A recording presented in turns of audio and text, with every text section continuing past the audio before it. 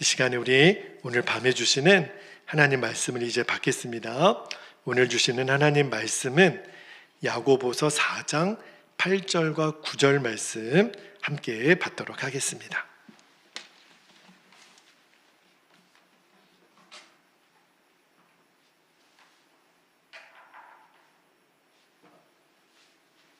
자, 8절 9절 말씀 함께 같이 읽겠습니다. 시작. 하나님을 가까이 하라. 그리하면 너희를 가까이 하시리라. 죄인들아 손을 깨끗이 하라. 두 마음을 품은 자들아 마음을 성결하게 하라. 슬퍼하며 애통하며 울지어다. 너희 웃음을 애통으로 너희 즐거움을 근심으로 바꿀지어다. 아멘. 하나님 말씀입니다.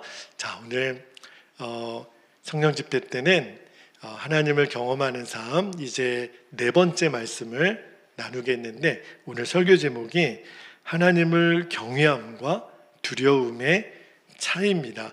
영어로는 이게 잘 구별이 안 돼요. 둘 다 fear라고 하는 단어를 써서. 근데 오늘 이 경외함과 두려움의 차이를 여러분들이 좀 정확하게 알게 되기를 바랍니다. 여러분, 우리가 매주 금요일마다 하나님을 더 깊이 알아가는, 하나님을 경험하는 삶 주제로 말씀을 나누고 있는데, 제가 말씀을 준비하면서도 그렇고 말씀을 전하면서 정말 여러분을 축복해 드리고 싶은 것이, 우리가 하나님을 믿잖아요. 근데 하나님이 절대 우리에게 막연한 대상이 아니었으면 좋겠어요. 하나님은 살아계시고 너무너무 구체적으로 나와 친밀하게 교제하시는 그러한 대상이 되기를 축복합니다. 하나님은 그냥 막연한 두려움의 대상이 아니에요. 그래서 여러분들이 꼭 아셔야 되는 게, 우리가 하나님을 너무너무 깊이 알고 하나님과 친밀하고 싶어 하잖아요. 그런데 우리가 하나님과 친밀해지고 싶은 것과 비교도 안 되게 하나님은 저와 여러분에게 너무너무 친밀하게 교제하기를 하나님 그분이 더 원하신다라고 하는 것을 우리가 알 필요가 있어요. 그런데 하나님을 더 친밀히 알아가는 것은 우리에게 뭐 또 고행을 해라, 도를 닦아라, 뭐 선행을 해라 이래서 알아지는 게 아니에요. 하나님을 깊이 알아가는 것 또한 하나님의 은혜로 주어지는 거예요. 그러니까 너무너무 감사하죠. 그러면 목사님, 우리는 뭐예요? 우리는 뭘 할까요? 우리가 하나님과 친밀해지도록 은혜도 하나님이 주신다 그랬는데, 우리가 할 일은 하나예요. 우리가 그 하나님과의 친밀한 교제를 갈망하는 거예요. 여러분, 우리가 욕심을 따라서만 구하지 않으면 하나님은 우리가 구하는 것을 다 주시는 줄 믿습니다. 뭐라고 말씀하셨어요? 구하면 주신다 그랬고, 찾으면 찾을 거라 그랬고, 두드리면 열릴 거라 그랬잖아요. 그러니까 우리가 욕심만 따라 구하지 않는다면 하나님은 우리의 갈망에 반드시 응답하세요. 그 갈망도 사실은 하나님 주신 건데, 그러니까 우리가 하나님, 나 하나님과 더 친해지고 싶어요, 하나님과 더 친밀한 교제를 누리고 싶어요, 이 갈망으로 나아가면 주님이 반드시 역사하시고 응답하세요. 우리는 세상의 다른 종교들처럼 도 닦는 그런 사람들이 아니에요. 어떤 행위를 더하라는 게 아니에요. 여러분, 예수님이 십자가에 달려 죽으실 때, 그때 여러분 기억나시죠? 성전에 있는 성소와 쥐성소를 가로막고 있는 성전 휘장이 갈라졌는데, 어떤 방향으로 갈라졌는지 아시죠? 위에서부터 아래로 쫙 갈라졌어요. 그게 뭘 상징할까요? 사람이 가르는 게 아니에요. 하나님 당신이 그 휘장을 가르셨다라는 건 뭘 말하냐면, 하나님이 이제 더 이상 지성소에 갇혀 있지 않으시겠다는 거예요. 그 성소의 휘장을 찢어내시고 하나님이 지성소 밖으로 나오시겠다라고 하는 선언이에요. 왜 그러냐면, 인간이 범죄함으로 하나님과의 교제가 단절이 되었죠. 그래서 하나님이 인간과 교제할 수 있는 장소를, 그것도 대제사장 1년에 한 번만 지성소 안으로 들어와서 교제를 허락했다고요. 이제 하나님이 그거 안 하시겠다는 거예요. 누구든지 어느 사람에게든지 이제 하나님과의 교제의 문을 다 여셨다라는 증거로 성전 그 휘장을 가르치잖아요. 누구에게나 다 허락되어진 은혜라는 거예요. 여러분, 그래서 하나님이 결단하신 게 뭐예요?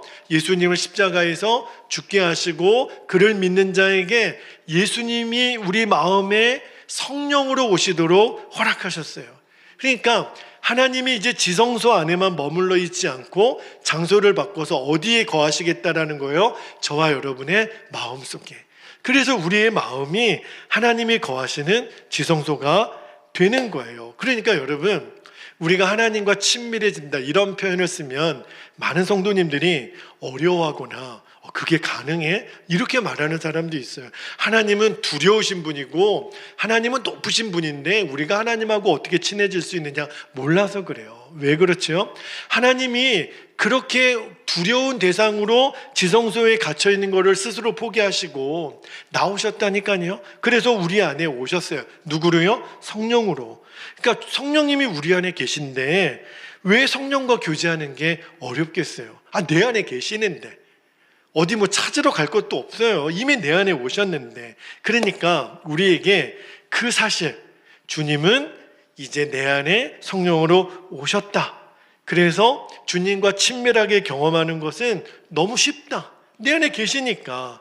그게 또 하나님이 원하시는 길이고 이미 하나님이 십자가에서 이루시고 우리 안에 성령을 보내주셨으니까. 자, 그런데 우리가 하나님을 친밀하게 경험하는 것이 다 허락은 되어져 있는데 우리에게 하나님의 말씀으로 도전해 주는 게 있어요. 그게 뭐냐면 오늘 야고보서 4장 8절 앞부분에 보면 이렇게 말씀합니다. 하나님을 가까이 하라. 그리하면 너희를 어떻게 하신다고요? 가까이 하시리라.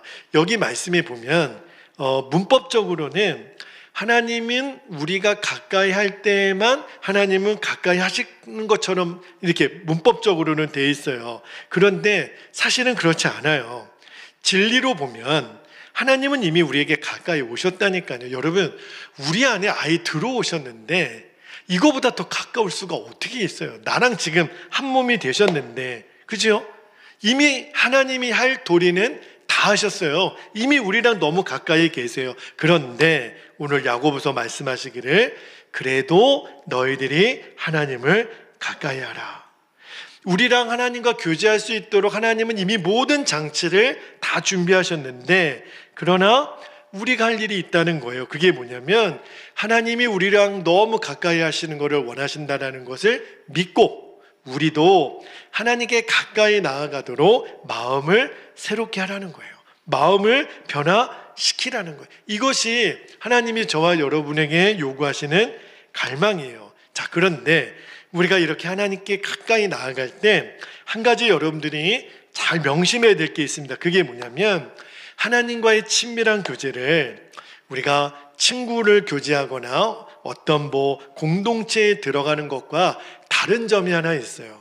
우리가 가족들과도 친교하고 성도들과도 친교하고 어떤 공동체에 들어가도 친교하는데 하나님과의 친교, 하나님과의 친밀함에 차이점이 있어요. 그게 뭐냐면 하나님과의 친밀함에는 반드시 경외함으로 가까이 나아가는 것. 그게 하나가 달라요. 여러분, 왜 많은 사람들이 하나님을 친밀하게 경험하지 못하나? 알고 싶다고는 해요. 하나님하고 더 만나기를 원한다. 그런데 가만히 보면 하나님에 대한 태도가 경외함이 아니에요. 하나님을 너무 쉽게 생각해요. 그 초대 교부 중에 요한 크리소스톰이라고 하는 유명한 초대 교부가 있었는데 당시에는 오늘날도 마찬가지입니다. 일본 같은 경우에는 교회는 많은데 실제로 교회를 돌보는 목회자가 없어서 한 분의 목회자가 여러 교회를 이렇게 순회하면서 목회하는 교회가 일본에도 굉장히 많거든요. 근데 초대교회 당시에 오늘날처럼 신학교가 있는 것도 아니니까 예수 믿는 사람들 교회는 세워졌는데 근데 문제는 그 교회를 섬길 사제가 없는 거예요. 그래서 이 크리스토스톰 교부가 고민이 많았는데 근데 어느 지역에 한 교회에 이제 성도들을 돌볼 사제가 없었는데 적절한 사제가 아무리 찾아도 없는 거예요. 그래서 이 크리스토스톰이 어떤 일을 했냐면 그 마을에 있는 너무너무 신실한 농부 한 사람을 양육을 했어요. 그래서 정식으로 신학교를 나온 그런 사제는 아니지만 그러나 그 농부를 잘 훈련시켜서 그 교회를 이제 섬기는 목회자처럼 사제로 세웠습니다. 그런데 다시 이제 크리스토스톰이 콘스탄티노플에 있는 이제 다시 주교 본부로 돌아왔는데 그 마을에 있는 그 농부 사제가 실제로 잘 사제 역할을 감당하고 있는가 좀 걱정이 되는 거예요. 내가 좀 기다렸다가 더 잘 준비된 사제를 세워야 되는 것은 아니었나. 지적인 능력도 사회적인 위치도 이 사람이 잘 감당을 못할 것 같은데 내가 괜히 억지로 사람을 세운 것은 아닌가. 그래서 이 사람이 목회를 잘하고 있는가가 너무 궁금해서 하루는 작정하여 주일 예배 시간에 몰래 그 마을에 찾아갑니다. 그리고 일부러 설교하는 그 농부사제가 자기를 알아보지 못하도록 저 기둥 뒤에 살짝 숨어서 사제가 어떻게 기도를 인도하고 어떻게 설교하는지를 뒤에서 숨어서 다 들어요. 자, 그런데 이 농부 출신의 사제가 예배를 인도하는데 이 크리스토스톰 교부가 눈물을 흘립니다. 나중에는 통곡을 하고 울어요. 왜 그러냐면 그 농부 출신의 사제가 어쩌면 이렇게 간절하게 정성을 다해서 빛나는 얼굴로 하나님께 기도하고 또 너무너무 짧지만 너무너무 그 안에 진심과 열정이 담겨있는 그 말씀을 듣는 성도들 한 사람 한 사람 가운데 너무 깊은 영감이 전해지고 성도들이 완전히 그 농부사제의 말씀에 빨려 들어가는 것 같은 광경을 보고 너무너무 큰 감동을 이 크리스토스톰 주교가 받는 거예요. 교부가.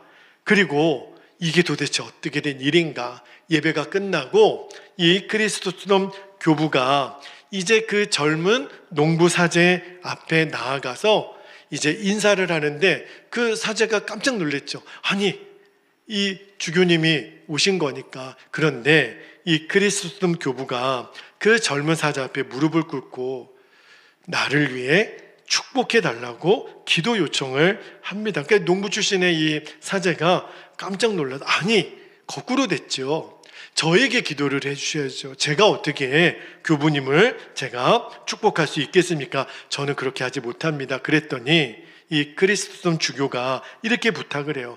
그대가 나를 제발 축복해 주시오. 나는 당신처럼 마음속에 불같은 열정과 사랑으로 하나님을 섬기는 사제를 지금까지 일찍이 본 적이 없었소. 그렇게 얘기를 하니까. 그런데 이 농부 사제가 아주 의아한 표정으로 이렇게 다시 되물었다는 거예요. 주교님, 그러면 저와 다르게 하나님을 섬기는 법도 있습니까? 이렇게 묻더래요. 여러분, 굉장히 초대교회 유명한 일화입니다. 당연히 없고 당연히 없어야 되죠. 여러분, 이 이야기에서 우리가 깨달아야 되는 게 있어요. 이게 뭐냐면 이 젊은 농부가 하나님을 섬기는 마음, 이게 바로 하나님을 경외함입니다. 이 예배 가운데 왜 이 크리스토스톰 교부가 그렇게 큰 감동을 받고 그 예배 자리에 있는 모든 성도들이 그 은혜에 사로잡혔을까요? 이유는 하나예요. 그 젊은 사제 가운데 전심으로 하나님을 경외함이 있었던 거예요. 내게 맡겨주신 역할에 대해서 모든 순간순간 하나님을 경외하는 마음으로 대했던 열매라는 겁니다. 여러분, 오늘 읽었던 야고보서 8장 4장 8절 후반절과 9절 말씀을 볼게요. 죄인들아, 손을 깨끗이 하라. 두 마음을 품은 자들아, 마음을 성결하게 하라. 9절에 슬퍼하며 애통하며 울지어다. 너희 웃음을 애통으로, 너희 즐거움을 근심으로 바꿀지어다. 그 8절 앞부분에는 하나님을 가까이 하라 그렇게 말씀해 놓고서 뒤에 보니까 죄인들아 손을 깨끗이 하라, 두 마음을 품은 자들아 마음을 성결하게 하라 이렇게 말씀하세요. 이게 뭐죠? 이게 뭘 말하는 거냐면 하나님은 함부로 대할 대상이 아니라는 거예요. 여러분, 내가 지금 죄를 품고 있으면서, 두 마음을 품고 있으면서 내가 하나님을 경험해 보면 좋겠네, 나도 하나님과 친밀한 교제를 갖고 싶어요, 이렇게 대할 수 있는 분이 아니라는 거예요. 하나님은 우리가 세상 친구들과 교제하는 그런 대상과 완전히 차원이 달라요. 하나님은 하나님이신 거예요. 하나님을 하나님으로 대할 줄 아는 것, 그게 바로 경외함입니다. 그때 하나님이 우리를 놀랍게 만나 주시는 거예요. 저와 여러분 안에 하나님에 대한 경외함이 빠져버리고 나면 우리는 진짜 하나님을 경험할 수가 없습니다. 여러분, 내 마음대로 쉽고 적당하게 신앙생활하면서 하나님과 친밀한 생활을 할 수 있을까? 천만에만만해요. 그거는 불가능해요. 여러분, 왜 내가 하나님을 친밀하게 경험하지 못하나? 이제 정확히 이유를 알아야 됩니다. 우리가 하나님을 향하여 하나님만 받으실 수 있는 그 경외함이 없는 거예요. 그러니까 내 안에 지금 하나님에 대한 경외함이 있나 없나를 잘 확인해 보셔야 됩니다. 제가 조금은 극단적인 예가 될까봐 조금은 조심스럽지만 여러분이 좀 이해하고 좀 들어주세요. 여러분, 만약입니다. 여러분에게 상상할 수 없는 돈이 생겼다고 한번 생각해 보세요. 예를 들어 한 100억 정도가 여러분에게 생겼다고 한번 상상만 해보세요. 자, 그러면 여러분, 내가 감당할 수 없는 너무 큰 재정이 생겼을 때 그때도 여러분이 하나님을 경외함으로 믿음을 지킬 수 있을까요? 여러분, 지금은 그럴까요? 목사님, 저는 100억이 아니라 1000억이 있어도 저는 눈 하나 깜짝 안 하고 하나님을 잘 섬길 수 있습니다. 정말 그럴 수 있을까요? 여러분, 예전 이야기이긴 하지만 어느 전도사님의 이야기입니다. 어떤 전도사님이 시골 교회에서 아주 어려운 목회를 하셨어요. 시골 교회가 지금이나 예전이나 어렵죠. 그런데 이 전도사님에게 어떤 일이 있었냐면, 아버지가 시골에서 농사를 지으시는 분인데 그 아버지가 농사 지은 땅이 수만 평이 있었대요. 근데 옛날에는 그냥 거저줘도 안 가져가는 그런 땅만 넓은 땅. 근데 그 땅에 고속도로가 놓이고 재개발 지역으로 묶이면서 그 땅값에 대한 나라에서 보상이 나오는데 그 돈이 수십억이 나왔어요. 그런데 자, 아버지가 땅값으로 보상으로 수십억을 받고 난 다음에 완전히 이제 돈벼락을 맞은 거죠. 어떤 일이 일어났냐면 그 전도사님이, 목회하시던 전도사님이 목회를 그만뒀습니다. 이제 고생스럽게 시골에서 목회하지 않아도 평생 먹고 살아도 놀고 먹어도 될 돈이 집안에 생긴 거예요. 그런데 내가 뭐하러 고생하면서 목회해? 그리고 목회를 그만뒀다는 거예요. 여러분, 이 전도사님에게 있는 문제가 뭐죠? 하나님을 경외함이 없는 거예요. 만약에 하나님을 경외하는 마음이 있었다면 절대로 이런 결정 못 내리는 거죠. 그런데 한번 생각해 보세요. 돈이 수십억이 생긴 거는 좋을지 모르겠지만 이 전도사님이 나중에 정말 행복한 인생을 살았을까? 여러분, 세상에서 돈을 많이 가지고 행복하게 살면 사람은 정말 행복할 수 있을까? 사실 이런 식으로 복권이 당첨이 된다든지 이렇게 갑자기 땅값이 올라서 벼락부자가 된 사람 치고 그 말로가 행복한 사람이 많이 없다라는 것을 우리가 알지요. 돈이 행복을 주는 게 아니라는 거예요. 이 전도사님이 그런 설교하지 않았겠습니까? 부자 청년의 이야기. 예수님이 내가 가진 것 가난한 자들에게 다 팔아 나눠주고 나를 따르라. 아마 그 본문을, 그 목회를 그만두기 전에 이 전도사님은 어떻게 설교하셨을까? 근데 갑자기 돈이 생기고 나니까 목회를 저버리셨어요. 여러분, 하나님을 경외함이 없으면 이런 결정을 내리게 된다니까요. 여러분, 저와 여러분은 끄떡없을 거라고 자신할 수 있을까요?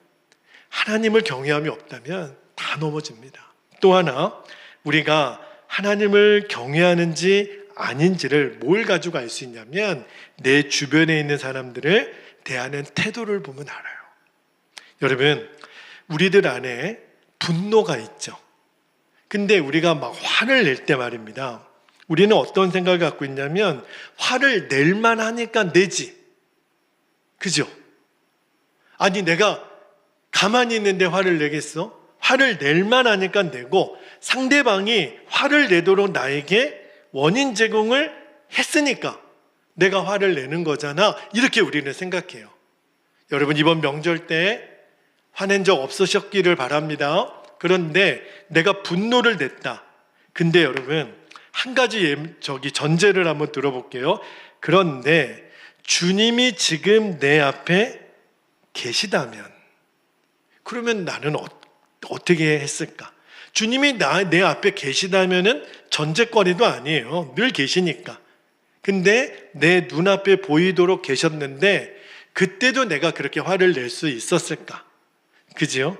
여러분, 어떠한 일, 어떠한 원인이 있다 하더라도 내가 분노를 내거나 다른 사람을 정죄하거나 그 다음에 정말 다른 사람을 경홀하게 대했다면 그거는 절대로 하나님을 경외하는 태도가 아니라는 것을 알아야 됩니다.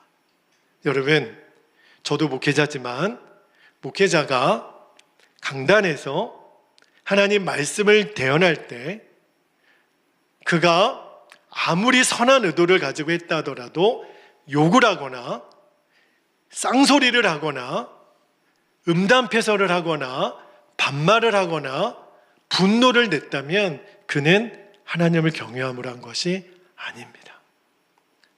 하나님을 경외한다면 절대로 그럴 수가 없습니다.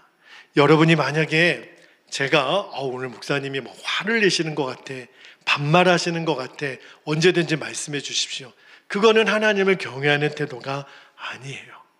내가 화를 냈고 내가 막 해가지고 흥분하고, 이거는 절대로 하나님을 경외하는 태도가 아닙니다. 특별히 우리가 부모나 또는 우리에게 주어진 권위자들이 있어요. 집에서는 부모님이 그렇고, 교회에서는 목회자가 그렇고, 인생의 선배들이 그렇고, 직장의 상사들, 때로는 부당하게 여겨지거나 말도 안 되는 것을 나에게 요청할 때도, 그런 때도 있어요. 그러나 여러분이 그 순간에도 하나님을 정말 경외함으로 반응하시게 되기를 축복합니다. 늘 물어야 돼요. 지금 내 태도가 하나님을 경외함인가? 그죠? 심지어는요, 나보다 어린 사람에게도, 나보다 나이가 어리거나 권위가 아래에 있는 사람에게도 내가 지금 대하는 태도가 하나님을 경외함이 아니라면 멈춰야 됩니다. 하나님이 지금 내 앞에 계시는데 내가 할 말이 아니라면 멈추는 거예요. 꼭 여러분이 명심하게 되기를 축복합니다. 그리고 한 가지만 더 여러분에게 말씀을 드리고 설교를 마치려고 하는데, 제가 오늘 설교 제목을 하나님을 경외함과 두려움의 차이라고 그랬어요. 여러분, 경외함과 두려움이 비슷한 것 같지만 결정적인 차이가 있습니다. 제가 한 예를 한번 들어볼게요. 이스라엘 백성들이, 모세가 하나님 앞에 말씀을 받기 위해서 시내산에 올라가죠. 그리고 하나님이 모세에게 말씀을 주세요. 십계명과 율법을 주시죠. 그때 여러분, 하나님이 모세를 하나님의 산으로 부르시잖아요. 그때 하나님의 영광이 나타났다고 성경에 기록되어 있는데 그 영광을 이스라엘 백성들도 함께 봅니다. 너무너무, 그러니까 우리는 성경을 읽지만 이 영광스러움이 어떤 느낌인지는 우리는 감히 상상할 수가 없어요. 그죠? 그러나 말씀 속에 있는 이스라엘 백성들은 하나님의 영광 앞에 지금 서 있는데, 그때 느낌을 신명기 5장 24절에 보면 이스라엘 백성들이 이렇게 말합니다. 굉장히 중요한 말씀이에요. 말하되 우리 하나님 여호와께서 그의 영광과 위엄을 우리에게 보이심에 불 가운데에서 나오는 음성을 우리가 들었고, 이스라엘 백성도 들었어요. 하나님이 사람과 말씀하시되 그 사람이 생존하는 것을, 그 사람이 모세죠, 오늘 우리가 보았나이다 그래요. 여러분, 이스라엘 백성이 이제 신의 광야를 지날 때 그 시내산에 임하시는 하나님 영광을 본 거예요. 빛과 구름으로 너무너무 놀라운 광경을 보게 되죠. 그런데 그때 그 다음 절 25절에 보면 이 백성들이 뭐라고 하는지 아십니까? 25절을 볼게요. 이제 우리가 죽을 까닭이 무엇이니까? 하나님의 영광을 보고 이스라엘 백성들은 두려움이 임한 거예요. 우리 이제 죽었다. 이 큰 불이 우리를 삼킬 것이요, 만일 우리가 우리 하나님 여호와의 음성을 다시 들으면 죽을 것이다. 이렇게 말하면서 이어지는 27절에 보면 모세 보고 당신 혼자만 올라가라고, 우리는 같이 가지 않겠다고 그렇게 나와요. 여러분 보세요. 하나님의 영광이 나타났을 때 이스라엘 백성들은 마음에 두려움이 임했다 그랬어요. 근데 여러분, 이게 하나님을 경외하는 마음일까요? 아니에요. 이거는 경외가 아니에요. 그래서 여러분, 두려움과 경외가 차이가 있어요. 그러면 목사님, 두려움은 뭐예요? 두려움은요, 하나님의 임재와 영광이 임할 때 두려움은 도망갑니다. 하나님으로부터 멀어지는 것은 두려움이에요. 꼭 명심하셔야 돼요. 그런데 경외함은 뭐죠? 똑같은 하나님의 영광과 임재 앞에 있을 때 하나님께 더 나아가고 싶은 마음, 이게 경외함이에요. 이게 결정적인 차이예요. 물론 하나님은 너무너무 거룩하신 분이기 때문에 우리가 가까이 올 수 없는 그런 차별적인 존재 아닙니까? 그런데도 불구하고 우리 마음에 하나님의 임재를 경험하는 순간 더 하나님께 나아가고 싶고, 하나님 사랑에 호소하고 싶고, 하나님 품속으로 막 파고 들어가고 싶은 마음, 이게 하나님을 경외함이에요. 여러분의 이해를 돕기 위해서 조금 쉬운 예를 들어보면, 아이들이 부모님에게 혼날 때, 부모님이 회초리를 들 때 있죠. 널 와, 종아리 걷어. 그런데 그때 엄마 아빠의 무서운 얼굴을 보고 도망가는 아이들이 있습니다. 자기 방으로 도망가고 문 잠그고 안 열어줘요. 그때 부모님 마음이 때려서라도 고치고 싶은 마음이 있지만, 부모님의 마음은 얘를 진짜 때리고자 하는 게 목적이 아니에요. 사랑으로 가르치고 싶은 마음인 거죠. 근데 이 아이가 그냥 도망가요. 그러면 부모 마음이 더 어려워요. 그리고 그 아이는 그 밤 내내 두려움과 고통 속에 있는 거예요. 문 열고 나가면 어떻게 돼요? 죽는 거죠. 빨리 나오라 그래가지고 안 나가고 있으니까. 그런데 여러분, 부모님이 내가 뭔가 잘못했을 때 너 회초리 걷어. 그때요, 부모님의 품으로 파고드는 아이들이 있습니다. 그게 하나님을 경외하는 태도예요. 내가 엄마 아빠 죄송해요, 제가 맞을 짓을 했네요, 더 때려주세요. 아니 맞는 게 뭐가 좋겠어요. 그 아이도 두렵죠. 그런데 아이 마음에 내가 지금 부모를 떠나서 도망가는 게 상책이 아니다. 부모가 나를 때린다고 한다면 나를 사랑하기 위해서 때린다는 것을 알고, 그리고 차라리 저를 더 때려주세요. 이렇게 나오는 게 하나님을 경외함이에요. 제가 여러분에게 죄 지은 다음에 우리가 하나님께 매를 맞을 때가 징계라고 말씀드렸죠. 여러분, 예수 믿는 우리에게는 정죄는 없어요. 정죄를 당하면 끝이니까. 하나님이 징계를 주실 때 우리의 가장 지혜로운 태도는, 하나님, 제가 이 징계를 피하지 않겠습니다. 제가 지은 죄에 대하여 내가 대가를 치르겠습니다. 그게 어떤 형식으로든 제가 할 수 있는 모든 것을 제가 다 해서 내가 이거를 그대로 감당하겠습니다. 그게 하나님을 경외하는 태도예요. 그래야 하나님의 징계가 오히려 빨리 끝나요. 여러분, 이제 경외함과 두려움의 차이를 아시겠나요?